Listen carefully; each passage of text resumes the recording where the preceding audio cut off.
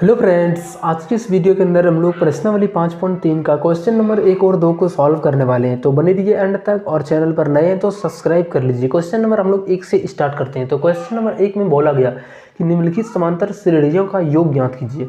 एक तो हम लोग पहले से पढ़ते आ रहे हैं कि समांतर श्रेणियाँ जिसको हम लोग अर्थमेटिक प्रोग्रेशन यानी एपी बोलते थे, तो उसका हम लोग पहले निकालते थे, या तो हम लोग डी निकालते थे सार्वंतर या फिर एन निकालते थे कितना पद कितना होगा। तो अभी हम लोगों को निकालना है टोटल टर्म का योग निकालना है, ठीक। तो वो हमें क्या होगा वो हम लोगों को निकालना है। तो हम लोग पहले ये फॉर्मूला जानते हैं कि जो टोटल टर्म का योग होता है यानी कुल पदों का योग वो क्या होता है। पहले हम लोग उसको सॉल्व करते हैं, ठीक। फिर हम लोग यहाँ पे क्वेश्चन नंबर 1 से लगाएंगे। देखो एक बात याद रखना, यहाँ पे जब भी बोला जाए टोटल टर्म का योग तो उसका जो फॉर्मूला होता है, थोड़ा सा यहाँ पे जूम कर लेते हैं।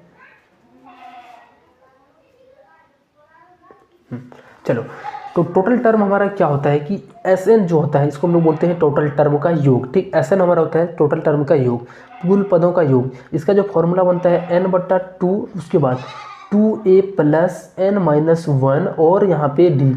ये हमारा होता है कोई भी पद अगर यदि उसका n का मान दिया गया हो, a का मान और d का मान, और उसका योग पूछा जाए तो इस फार्मूले के अनुसार हम लोग यहाँ पे निकाल सकते हैं। तो हम लोगों को जो दिया गया है यहाँ पे सारा चीज़ मिला गया है। यहाँ पे देखो a का मान कितना है 2 है, और यहाँ पे हम लोग देखेंगे कि टोटल टर्म यानी n का जो मान है वो कितना है 10 है, तो यहाँ पे 10। उसके बाद हम लोगों को एक और चीज़ d का ज़रूरत होगा। d हमारा a2 - a1, तो 7 में से 2 घटाएंगे तो यहाँ पे कितना आएगा 5 आएगा। अब हमें 1 पता है, n पता है, d पता है, तो यही तीनों का तो ज़रूरत होता है। हम लोग आराम से इसमें निकालेंगे, ठीक। तो लिखेंगे यहाँ पे, तो देखो इसके ऊपर हम लोग यहाँ पे फॉर्मूला लगाएंगे, ठीक। क्या होता है n/2, n का मान 10 है, 10/2 कर देंगे। उसके बाद 2 और a का मान यहाँ पे 2 है तो 2 प्लस n-1d, n का मान 10 है -1 और d की जगह पर 5। ये हमारा हो जाएगा टोटल टर्म का योग यानी कुल पदों का योग। इसको कटाएंगे तो ये 5 बार में कट जाएगा, तो यहाँ पे 5 हो गया बाहर में, और अंदर हम लोग अंदर ब्रैकेट के अंदर का काम ब्रैकेट के अंदर करेंगे। 2 दूनी 4 हो गया, प्लस 10 में से 1 जाएगा तो 9, 9 × 5 = 45, 5 हो गया और 45 और यहाँ पे 4 जोड़ेंगे तो ये 49 हो जाएगा। अब इनको गुना करते हैं, 9 × 5 = 45, 4 × 5 = 20 और 4 = 24। कितना आ गया हमारा टोटल 245। कुल टर्म का जो योग बनेगा वो 245 के बराबर होगा, ठीक। चलो अब हम लोग नेक्स्ट क्वेश्चन यहाँ पे 2 को सॉल्व करते हैं। इसी तरीके से देखो यहाँ पे a का जो मान है वो -37 है, d का मान निकालेंगे हम लोग तो कितना आ जाएगा -33 में से इसको -37 को माइनस करेंगे तो ये बनेगा -33 हो गया, माइनस प्लस 37, तो 37 में से 33 घटाएंगे तो यहाँ पे 4, d का मान 4 आ गया। अब कितने पदों तक n का जो है मान वो 12 दिया गया है। अब निकालेंगे हम लोग Sn जो होता है n/2, उसके बाद 2a + n-1 और d होता है n/2 यानी 12/2। 2 गुना a का मान कितना है -37 है, प्लस उसके बाद n-1 और d, ठीक। n-1, n टोटल 12 है, उनमें से 1 घटा करके, और d का मान यहाँ पे 4 है। चलो अब इसको 2 से घटाएंगे तो ये 6 बार में कट जाएगा, तो ये 6 हो गया, ठीक। 37 गुना 74, माइनस का 74 हो गया, प्लस 12 में से 1 जाएगा तो 11, 11 चौका 44। अब इसको सॉल्व करते हैं। 4 में से 4 जाएगा 0, 7 में से 4 जाएगा 3, और ये माइनस के 7 रहेगा, बड़ा में माइनस तो बड़ा के 7 रहेगा।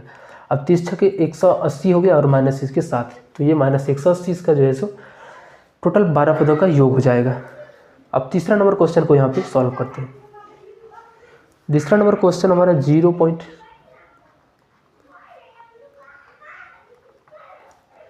टोटल 100 पदों तक जो दिया गया है पहले उसको लिखेंगे। a का मान यहाँ पे 0.6 है, और जो n का मान है वो हमारा 100 पद तक बोला गया है, तो n का मान 100 हो जाएगा।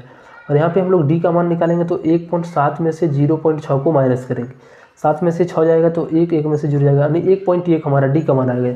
अब सारे चीज़ हमारे पास है तो हम लोग यहाँ पे लगाएंगे Sn का फार्मूला n/2 और 2a + n-1d।